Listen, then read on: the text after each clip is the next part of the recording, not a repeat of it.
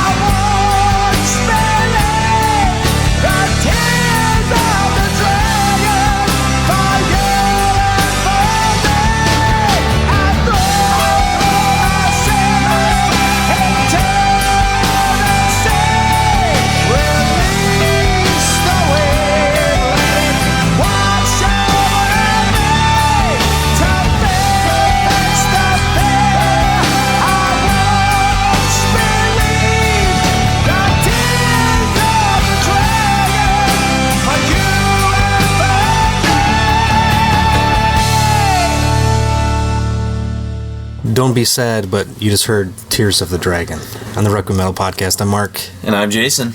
And this week, we're going Dickinson. Yeah, this is... Mark and I have kind of bounced around the idea of how to approach, a Iron Maiden show or even a Judas Priest show or something like that, because it's so... I mean, what are we going to say about Iron Maiden that nobody else hasn't already said or documentaries on? So we're still thinking of kind of different angles. If you have an angle, let us know. We thought about doing like the worst Iron Maiden songs, or we could do purely. I've got all those Castle reissues. Yeah, we could do just of all the weird B-sides, Women in Uniform, and a bunch of other bizarre stuff. Or maybe the songs that they never play live, like like Invaders or something. I don't know. So we've bounced around that idea, and one of the things in so doing so, in talking about it, is we really kind of got into kind of talking about the Bruce Dickinson solo stuff, and we actually wanted to do a show maybe on Chemical Wedding. Yeah, barely just on that record, but because it's such a great record, and it keeps kind of holding up as you kind of go back to it. But then Mark was nice enough to kind of get me hooked on some Gypsy Road, which we'll be hearing in a little bit here from Tattooed Millionaire, and so we kind of conceived of like, hey, couldn't we just do a Bruce Dickinson show? And because as far as I don't think anybody else in Maiden has had any kind of successful solo outings. I know Adrian Smith did some pretty god-awful stuff after he left there for a while, but... And I don't know much about any of the other Maiden solo stuff. I don't think anybody else has really... I don't think anybody else has really done anything, any specific solo project, possibly played with somebody, but that's been Steve Harris's bread and butter and Dave Murray's forever. Since like 76. How long's Nico McBrain been in the band? 83. Okay, so those guys have been there for a while. Yeah. So... But, Bruce obviously has as you'll find out if you're unfamiliar with his solo stuff, he has a pretty... eclectic, yeah, to say the least. It's a very strange kind of career that he's done in the solo stuff. And most of it is going to come from the 90s, which is when he ventured off from Iron Maiden and did his own thing for a while, only to return in the year 2000. So the song you just heard, Tears of the Dragon, is from his second... record called Balls to Picasso, which was put out in 1994 on EMI and Sanctuary Records. And the funny thing about this record, and Mark will talk a lot more about Tattooed Millionaire in a moment, but this is probably the record outside of Chemical Wedding I'm most familiar with. So here's my 2 cents on Bruce Dickinson solo, you'll get here from me. But this was pretty big when I was in the formative years of kind of watching a lot of Headbangers Ball and stuff. 94, that's putting me like freshman year in high school. Yeah. So we didn't have cars yet, so we were stuck home on Saturday nights a lot, watching a lot of Headbangers Ball, and they really pumped Tears of the Dragon, the video, quite a bit. And I remember there was one other single from this called Cyclops, which I think our local radio station would play from time to time, but Tears of the Dragon was... in a weird kind of way, was my introduction into Bruce Dickinson in Iron Maiden. Iron Maiden. Yeah. I'd heard, Number of the Beast and Run to the Hills and a couple choice other songs here and there, but we didn't own any Iron Maiden, as I was... It was kind of passé at that time, and early 90s, like, you didn't get caught dead talking about, like, Judas Priest and Iron Maiden or even the hair metal. Like, none of the 80s metal stuff was, like, hip at all. We were listening to a lot of grunge and death metal and, all this kind of newer stuff, and... when you're young, you sort of dismiss the old, and I think it's funny. A couple weeks back, we did the Candlemass show, and there's a band that we sort of took based on reputation of the vocalist as sort of being something we wouldn't be interested in, or when we talk about some of the American death metal stuff from time to time, that we dismissed in the early 90s because we were more interested in the European stuff, and we just kind of pass off as passé, Sure. Like, Suffocation, they're just boring, where they're not, Boy, did they're awesome. Call that one wrong. So it was really weird. So, like, for me, like, when I think of, like, and this is funny for some of you probably out there who are hearing this to think about, but, like, understand that when I was getting into metal on a heavy front in the early 90s, Iron Maiden had Blaze Bayley, and Bruce Dickinson was doing solo stuff. So I just thought of Iron Maiden as kind of being lame, because I had heard the Blaze Bayley stuff and was like, not into this, It was only when I ran into a couple used copies of some of the older stuff where I was like, oh, I get it now. I get why everybody talks about Iron Maiden. So, But so Tears of the Dragon holds a special place in my heart for that. And that's probably one of his best known, at least commercially successful singles. That's kind of why we started the show out. And it's one of the only videos I can think of that I've ever seen in rotation on MTV of his solo stuff. Did they do any videos for Chemical Wedding or anything? I was so out of the... I don't think Headbangers Ball existed at that point anymore. Probably not. In 2000? Yeah. Probably not. MTV2 maybe had it then, but I doubt it. So. But yeah, that was just before internet video was really prevalent either. So I kind of doubt there were any videos for it. Yeah, but Balls Picasso is a really strange record, and that's the only song we're gonna play off of it. We're actually gonna kind of go back to the beginning, but what are your thoughts on this? I mean, you were kind of the resident Iron Maiden fan. I mean, what was... you kind of got into Tattooed Millionaire, which was his first solo record. Did you hear it in order, or...? Yeah, that was the first solo record I heard. I heard Tattooed Millionaire probably close to maybe a year or two after it came out. So that came out in 1990, so you're talking 91, 92. That you heard Tattooed Millionaire, probably? No, that came out, and I was pretty well into my Maiden kick at that point as well. That happened fairly early on, because that was one of those crossover bands that a lot of people I hung out with at the time, and people seemed to get off on Maiden more. They were a little more forgiving than that to a lot of other stuff. Sure, the art aesthetic, that and it's always upbeat. Yeah, it's not like hey, let's go listen to some Morbid Angel. I don't want to listen to Morbid Angel. It's a downer. But yeah, I mean, it was a record. When I heard it, I never thought of like, oh, this is crap, or this is like, oh man, I was really wanted some high concept record for Tattooed Millionaire. It was just, I mean, I think this is kind of what Bruce talks about in the liner notes of the reissue of the CD as well. I was like, just wanted to have some fun. Yeah. And him, and he grabbed Janet Gears.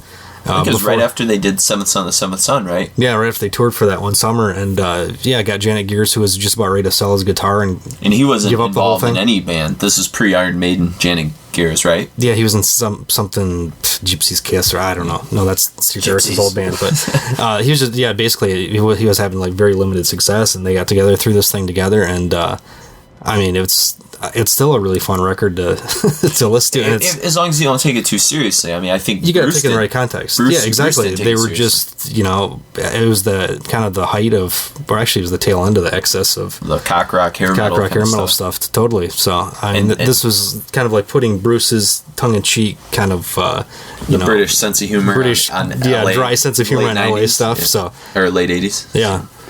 And to me, like, I hadn't heard Tattooed Millionaire up until a few months ago. I was familiar, like I said, with some of his solo stuff, and on our trip out to Maryland Death Fest, we were kind of rocked out Gypsy Road a couple times, and it's a very anthemic tune. It's cool, and I've subsequently played it for a few of my friends who have also sort of said, this is like kind of got that, like, just dropped in to see what condition my condition's in, like Kenny Rogers, kind of like, it's just an oddball tune, and as long as you don't, I think a lot of Iron Maiden fans, from what I've read, are so put off by like Tattooed Millionaire because it doesn't sound like an Iron Maiden record, and it's like, are you kidding me? Do you want it to sound like an Iron Maiden record, or do you want him to be able to do his own thing? Yeah, that's always the bizarre thing of like people that do solo projects that just sound exactly like Steven Wilson from Porcupine Tree.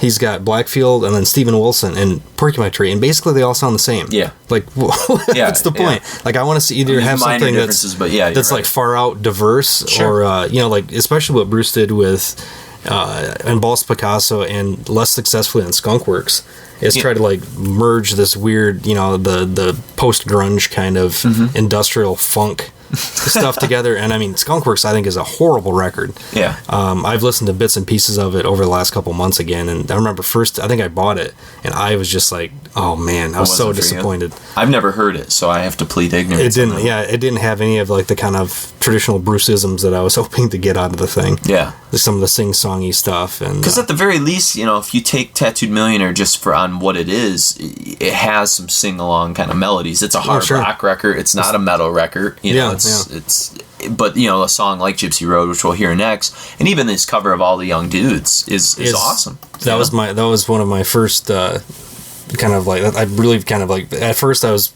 kind of like a train wreck with that song. I was like, I don't know. This is kind of weird. It's kind of lame, but did you know it was really a cover like it when you heard it the first time, or no? Yeah. Oh, okay.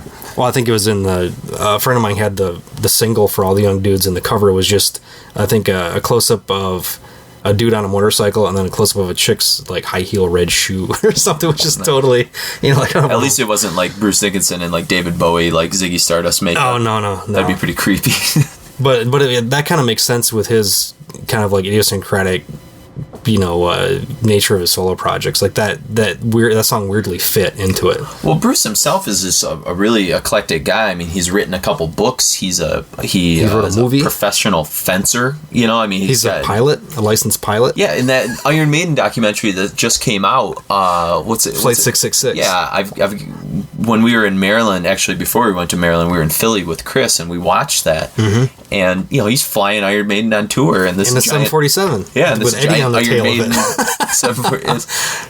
it. Bruce is a cool dude, and when you see him interviewed in like the documentaries like Global Metal and Headbangers Journey and stuff, he's just so down to earth, and he's not taking this so seriously. No, and he's totally hungry to like learn all the time. I mean, the guy's got an unbelievable appetite for knowledge. So and I think at times he's probably out ahead of a lot of Iron Maiden fans, and that's probably where they crucified him with their criticism. Yeah, and with granted, Skunkworks is it's a brave record as far as being experimental and completely abandoning all your roots to what people would normally come to you for. Yeah. But I think when we start getting into Accident of Birth, which is kind of criminally underrated, and Chemical Wedding, that's when I think he finally he actually had like a really good concept, and he got Roy Z from who knows what, more known for his producing credits, and Adrian Smith back in the band, and started to kind of get back to what made what made Bruce's songs kind of his own, and not so much. I think he had to experiment and completely drop all that Maidenisms,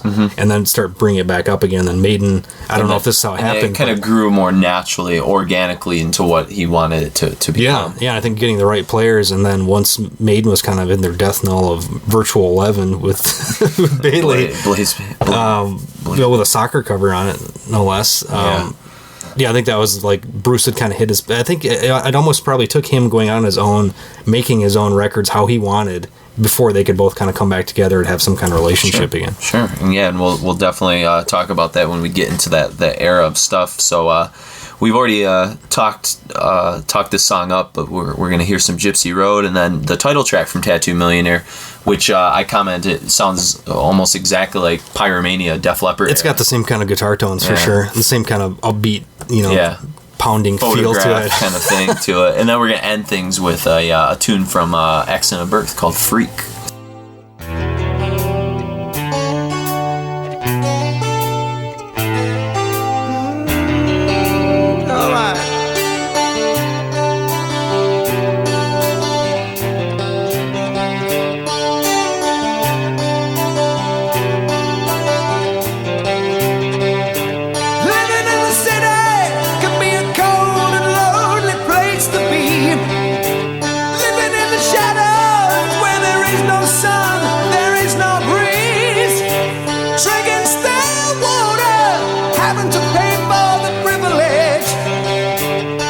About your freedom, I'll take you where I think it is.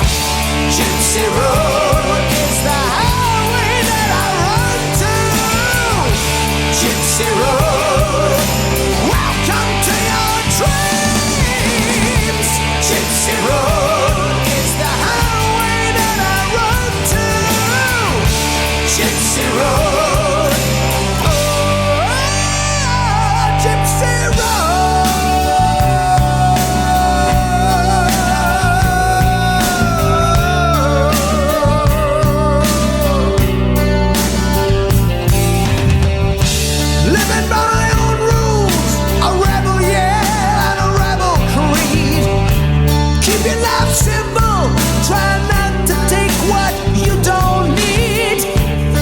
About freedom, dream a little every day. Suddenly you'll find yourself there. Follow me, walk this way. Gypsy Road is the highway that I run to. Gypsy Road, welcome to your dreams. Gypsy Road is the highway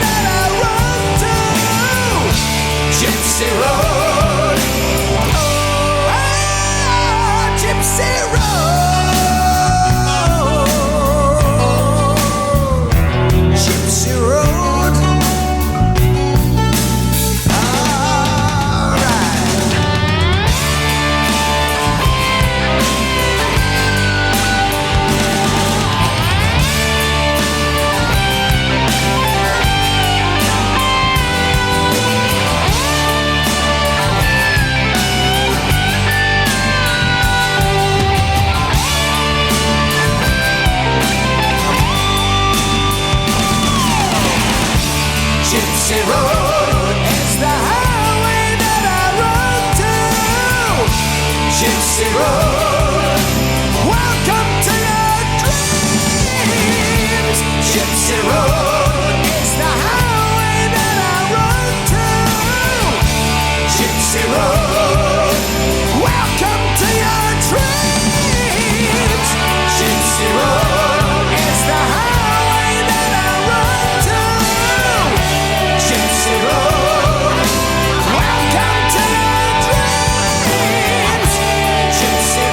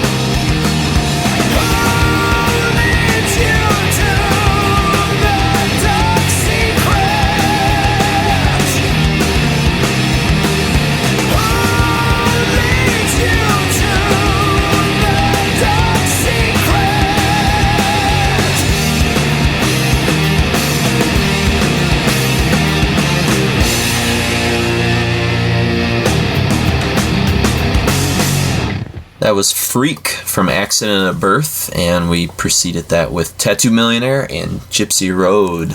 Welcome to Your Dreams. Take Me Home. So, again, like, that's just a great road song. So, but anyways, Freak on Accident of Birth.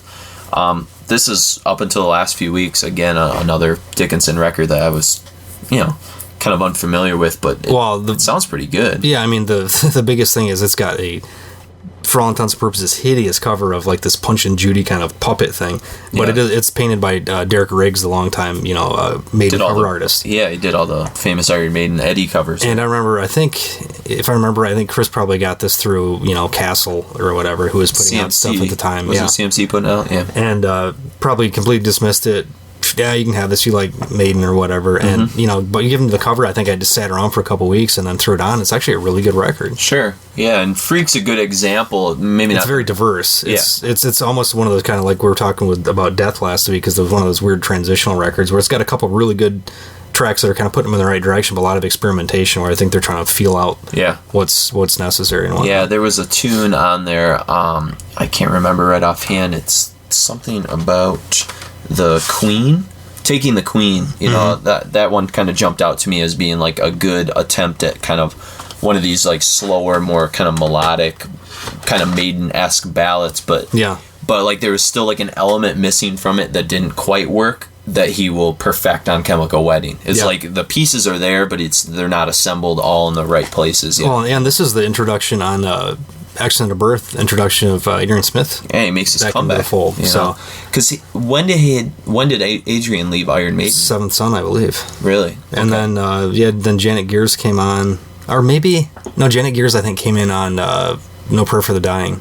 Because what happens, I remember reading this, we forgot to mention, but after Tattooed Millionaire, which came out in 1990, before Bruce is basically kind of fired, he convinces them to hire Janet Gears, right? Yeah. As the replacement for Adrian Smith. Yeah. Yeah. So it's funny because Bruce and Janet do this first solo record together, but Janet stays in the band and Bruce doesn't. Kind of go figure. Odd luck. But he's always kind of been kind of the diplomat in the band as well, because that was coming up later on when he actually reunites with Maiden in 2000. That was one of the stipulations that Adrian's coming with me again, so we're gonna have 3 guitar players. And Adrian kind of has some at times like ego issues. He was when he was younger. He was an egomaniac, totally kind of full of himself, but rightly so to some degree. But later on, I think as he kind of got a taste of the real world, and once he was like, well, I'm bigger than, this, I can go out on my own and have a successful career, and when it kind of fell flat, and I think he starts to kind of come back with Dickinson, and actually the song Road to Hell that we'll be playing next off Accident of Birth has that kind of rejuvenated, because Adrian's always had really good, catchy, dirty songs like, Wrathchild, Sanctuary, that kind of vibe to it. And he was also co-wrote Wicker Man, which was kind of their big comeback song. And I think this is almost a precursor to that. To that kind of style. That energy, and it has like kind of a retro vibe, but it doesn't feel like it feels fresh and has energy to it. Now, like, if you were to like kind of compare like Dave Murray and Adrian Smith's guitar style in those early years, like what would be your like kind of best description? Because why did Adrian kind of have more of an ego than say like Dave Murray? Did he do something that was more? He was more of a flashy player, more of I think a gut instinct player, and Dave's a purely scale guy. Okay. And he does a flurry of notes, and Adrian picks his notes more carefully and bends them and holds them, things like that. Gotcha. I've listened to Maiden so much now, I can actually pick out the 3 different guitar player solos when they take them. And cool. Dave Murray has a really, really distinct kind of it's just basically almost like a flurry of arpeggios and stuff like that. He's a very kind of technical player, and I think Adrian's more of a gut feeling player. Yeah. So Murray probably played that first solo on Run to the Hills, which is like super, like there's just tons of notes kind of flying out. But that's all his solos are mostly. Okay. Yeah. Gotcha. He's the guy that always mouths out his solos. Oh, does he? Yeah. That's funny. But getting back to the Accident of Birth kind of era, the song we just heard, Freak, one of the things that, they failed to do on Skunkworks and even Balls to Picasso, well, I wouldn't say failed on Balls to Picasso, because a song like Cyclops does some, I mentioned it had this like interesting Faith No More meets Korn sound before the new metal sound broke out. But Freak has this sort of alternative guitar edge. It's got a Stone Temple Pilots vibe to the guitars for all that kind of like driving heavy distortion thing that they used to do a lot. And you pointed out, and I definitely, once you said it, like clicked for me that it's very similar to like what a lot of the 80s hair bands were kind of doing in the mid 90s, like what Dokken did on Dysfunctional. Yeah, like nobody pretty well, Really, after a while, I think people just completely dismissed all that stuff. But they actually, Dokken was trying at the time. Skid Row did a killer record called Subhuman Race in the mid 90s. What was that, post Slave to the Grind? Yeah, and actually got like 4 stars in Rolling. I mean, it's a good record. Is it? I don't think I've ever heard it. Yeah, I'll have to throw it at you sometime when you're ready. But I'm going on record. You guys can crucify me, but that's a good record. But anyways, so Freak was sort of capturing that, like, that experimentation of like the modern style, but like trying to bring the post-grunge thing, like when all the grunge bands basically kind of, or alternative, whatever the hell the term is, people like to call them, when all that stuff was reaching kind of like critical mass, it was almost pop music at that point. Because Accident Birth comes out in '97, which is really like a lot of that stuff has died at this point. I mean, Alice in Chains is done, Pearl Jam's kind of done. Stone Temple Pilots was kind of pop garbage at that point, and I don't even remember what else was going on. Soundgarden was about to break up, I think, and I mean, it was really that. I mean, Nirvana. So it's almost for a few years. It's the precursor that filling the gap of alternative music, new metal. That horrible era of the late '90s popular new metal, which I don't know. Anyways.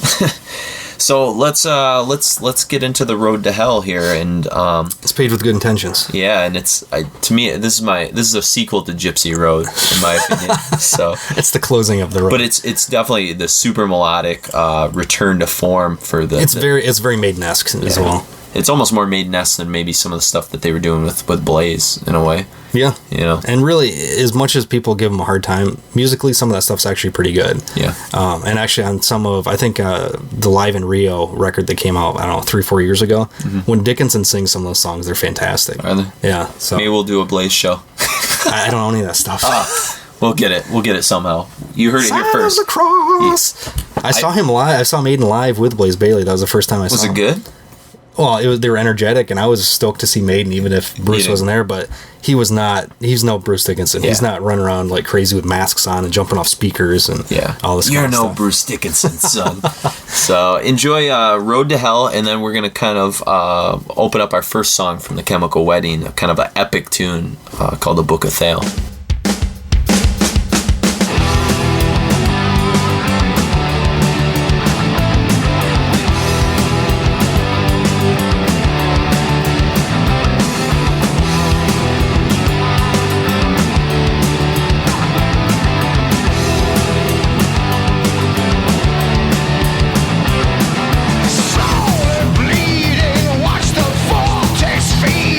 Like a swirling vulture on your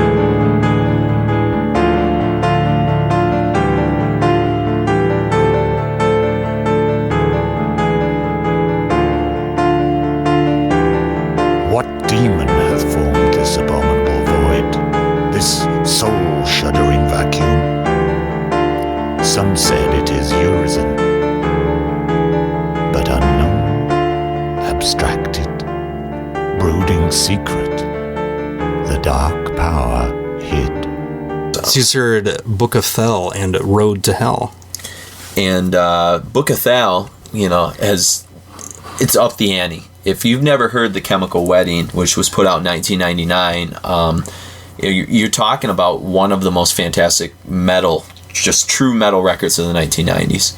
Easily. I mean, and I think it's even been kind of given that credit, like in Terrorizer and Metal Maniacs when they did their top albums of the decade. It was got really. I think it didn't make like top album of the year or album something. Of the year and a lot of things and stuff. And I mean, this is just a killer record. And I think it was really interesting when this came out. I think it readjusted people. I think people had ignored Maiden for so long, and it maybe even ignored Bruce Dickinson's solo stuff. I think they just dismissed it. I don't think Accident Birth was very popular. I clearly didn't. I mean, it ended up popping up on people's on playlists. I mean, was it Paul Lowe from the now Robert Lowe? Paul Lowe, Chad Lowe's brother. No, but the singer Solitude Eternus, Candlemass, Accident of Birth's one of his favorite records. Yeah. And I think it does hold up, but I think, again, it's like Chemical Wedding is where all these elements that Bruce has been trying to put together kind of arrive at the right time. Well, it's where the naysayers, you can't say a bad thing about this record. No. I mean, from even being, it's not just the Maiden fans or the Bruce Dickinson fans, but everybody got around this record. Well, and I think what happens, too, at the late 90s is metal had gone through, especially like the extreme metal scene and just even metal in general, had gone through this really bad period from 96 to about 98, 99. Yeah. I mean, there was so much inconsistency. I mean, Metallica's putting out Load and just, there's just Megadeth put their string of crap records out. There's no great records coming out, and I think it was like right time, right place, and I think Bruce sort of brought people back, and I think there was almost a renaissance of spirit in terms of like people wanting that traditional metal to come back. It's like, during the 90s, it was all about shedding the excesses of the 80s off and stuff. And it's not that people wanted the excesses back, but I think people sort of recognize... It's like, hey, I kind of like listening to solos. Yeah, there's some value in songwriting, not in just like screaming about like, how you're abused as a child and, like Limp Bizkit telling people to go like rape women and stuff when their concerts. I mean, I think there was just this sense that like metal needed, like its old guard to kind of step up their game. I mean, I think Iron Maiden, it's like the kids screwing around at home by themselves for too long. The adults finally have to come back and show them what it's about again. They kind of bitch slap them back into shape or something. And to me, like, this arrives at the right time, and it to me it resurrects two careers. It resurrects Bruce Dickinson, and it's going to resurrect Iron Maiden. Yeah. I mean, Iron Maiden in my mind was just a band that I listened to their old records of. I didn't even. Well, it seemed almost like anymore. Yes, putting out records in the 90s or something at that point. Like who cares? Who cares except for the totally diehard fans? But 2000 comes around. Brave New World. Band comes back to 3 guitar players. Oh yeah, and I mean they start conquering the world. And then to me, right now, Iron Maiden, even amongst my students, is just as big, if not bigger, than when I was in high school. Oh, I think they're way bigger now. I think they've actually got like a that resurgence has definitely come back in with especially how they. I mean, the guys are in their 50s, about mid 50s, I think, and they're still doing unbelievable shows. They're killer. I mean, there's nobody that can put on a better live show, in my opinion. Mm-hmm. Yeah, and I think Chemical Wedding is the coming out party for all that stuff. I mean, because you're talking about Adrian Smith and Bruce Dickinson, and then they're going to kind of reconnect right after this record and reform kind of the traditional Iron Maiden. Yeah, kick people in the pants with Wicker Man, which is like killer tune. Yeah. And so not to talk so much about Iron Maiden, but get back to the Chemical Wedding. The thing that this is some of the most consistent like epic metal writing that you'll hear, and it's not epic in the way like Rime of the Ancient Mariner and stuff, which is a great song. I'm not dismissing that level of Iron Maiden epicness. This has the emotions of sort of the 90s era, like grunge, which was all about like it's more kind of emotions. It's more complex, I think, and a little bit more. I hate the word adult. But I guess it's just more. It's more thought out. It's not as like. It's more conceptual than a lot of the Maiden stuff. When we're talking about Maiden, it's usually like, okay, we got Alexander the Great. We got Somewhere in Time. It's like all these kind of weird B film references and like a little bit of social commentary. But this feels like a really a great like concept piece. Well, and when you hear it, it feels important. When you hear a song like we're going to hear in a moment, "Chemical Wedding," which is like. I mean, Chemical Wedding to me, like, when I hear that in the same way that I hear, like, mid-period, like, Anathema and Catatonia and Paradise Lost. It kind of screams importance, yeah. It's just like there's a heartfeltness and it's honest. Yeah. I think that's something that Maiden's honest in a fun kind of way, but this seems honest, like Bruce is putting his emotions on his sleeve as well and still managing to... And he's talking about some big stuff, you know, and, he gets into some religious stuff on this record, and I mean, there's a spirituality to the music that's front really to back, interesting. it's his best solo thing, without a doubt. There's no clunkers on here. No, not at all. And Book of Thel was just, I mean, the solo in that is killer, and totally the chanting, ripping. I mean, like, the sing-along parts, and I mean, Bruce just sounds like he has so much conviction in his voice too when he like rips into that "Something Wicked This Way Comes." I mean, you're just like, you're with him. It's like Number of the Beast, Power Slave all over again. That kind of believability, you know, like, and he believes in what he's singing. He has tweaked his vocal delivery. He's not the air warning siren that people it's not. He goes low. He goes low, and he actually has, I think, a really good range on this record as well. It's not just the balls out screaming kind of stuff. Sure.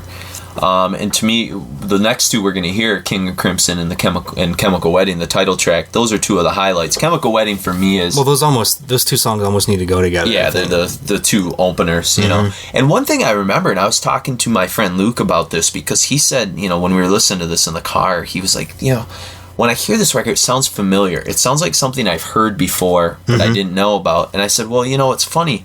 And you probably don't remember this because you weren't watching any MTV at the time. But when this record came out, I crap you not, MTV had commercials for this record coming out to buy at like Best Buy or Target or something like that. And they played Chemical Wedding on the TV. And if anyone else remembers that, let me know. That's bizarre. Because I feel like I'm crazy. But when I told Luke that, he goes, you know what? When you say that, I remember that now. I've heard this song before, but years ago in context. And so CMC, like, to me, I guess the critics got behind it, and they must have convinced CMC that, like, look, if you're going to push one of your records on your, kind of weird, oddball 80s Resurrection label, push this record, and I think they did, and obviously that's why I got Album of the Year, and it got all these kind of accolades and stuff. So I don't know if anybody knows out there if I'm true, if I'm just like having some weird made up memory, but anyway, so let's hear a trio of tunes here. We got King and Crimson, Chemical Wedding, and The Tower.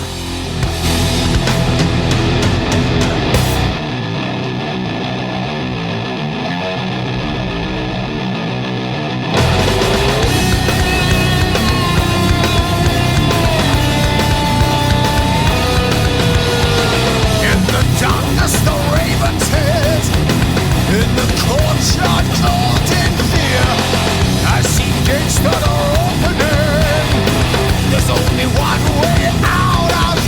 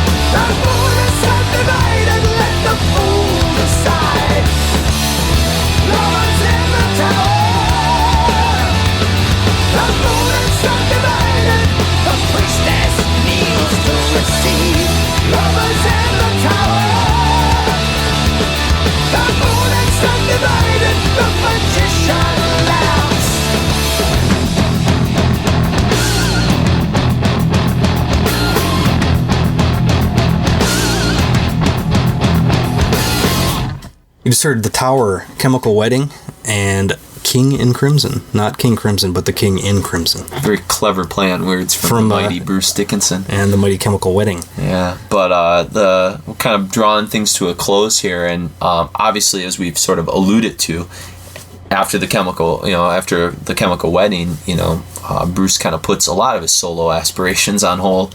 Because he's tours his ass off with Maiden. I was going to say, he's asked to join this band, Iron Maiden, so I think he's the biggest rock band in the world. Yeah, he's kind of stayed busy with that for a while. But, any closing thoughts on Chemical Wedding tunes or anything? Another thing I don't think we really brought out much, but Bruce had his typical repertoire of vocal patterns, I guess, that he would use, and I think this is one of the first where he really kind of sheds those a lot too.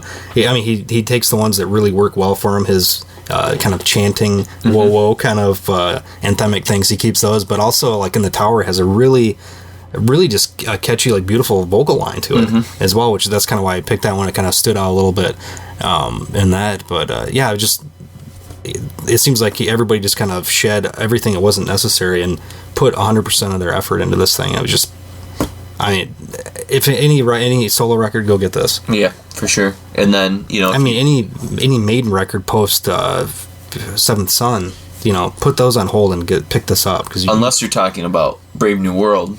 Yeah, stuff. I'm thinking of, you think of the 90s. The 90s stuff. And actually, Fear of the Dark is a fantastic song. But, go and buy it. There'll be a link in the show notes at requiempodcast.com. Yeah. But Bruce does have one record left, though. He has The Tyranny of Souls. And this is one I didn't even know existed. I had no idea. Neither did I till about... It came out in 2005. I picked it up probably 2006. And it's not as striking off the bat as Chemical Wedding. It has some decent tracks. It has some weird... some experimentation with...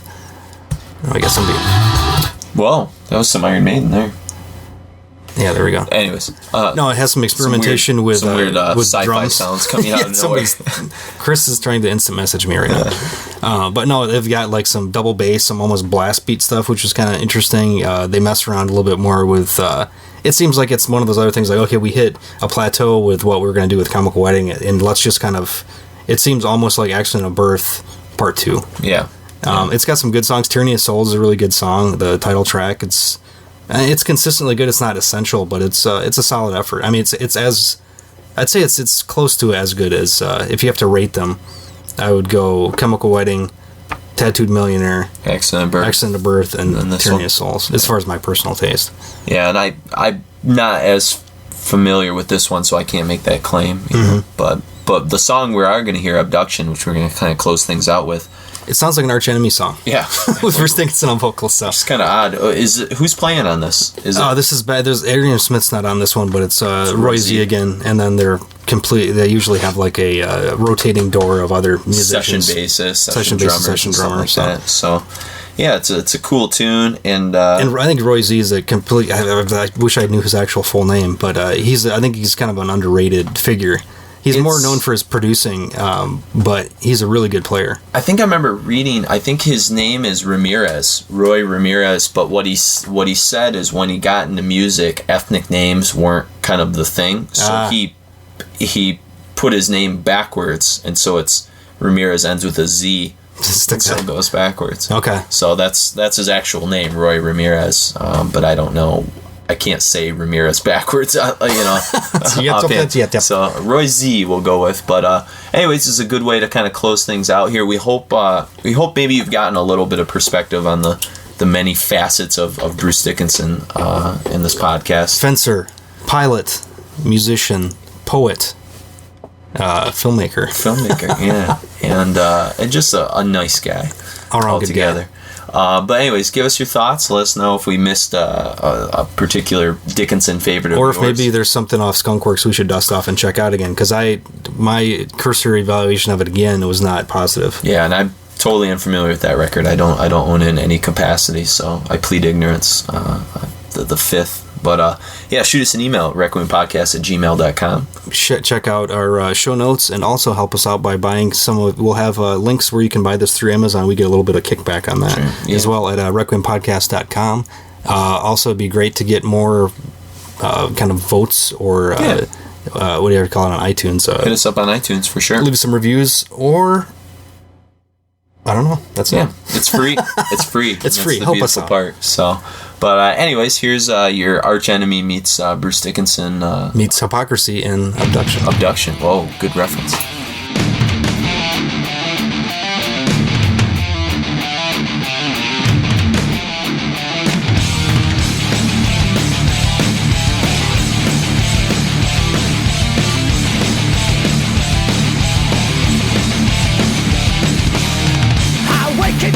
You've come to steal my life away.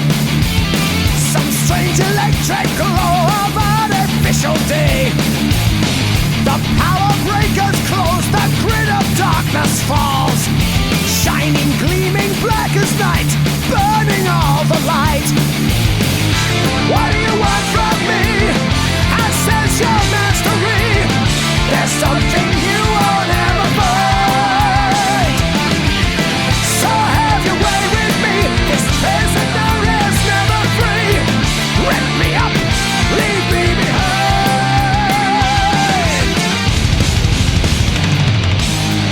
Are you the truth to sit in judgment on my sins? Evil laser gadgets come to penetrate my skin. The hanging judge is open and I'm damned before his eyes. Another genesis that failed, how many more have tried? What do you want from me? I sense your mastery. There's something you won't ever find. So have your way with me. This prisoner is never free. Rip me up, leave me behind.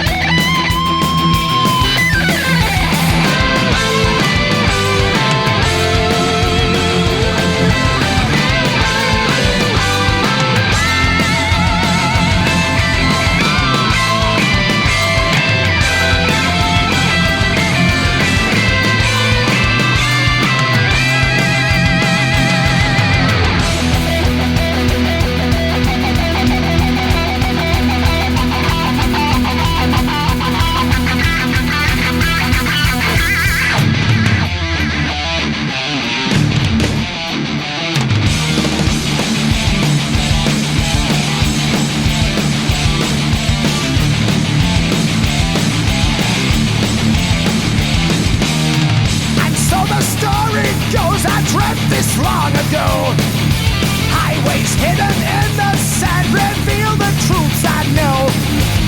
They took my worthless heart and spat it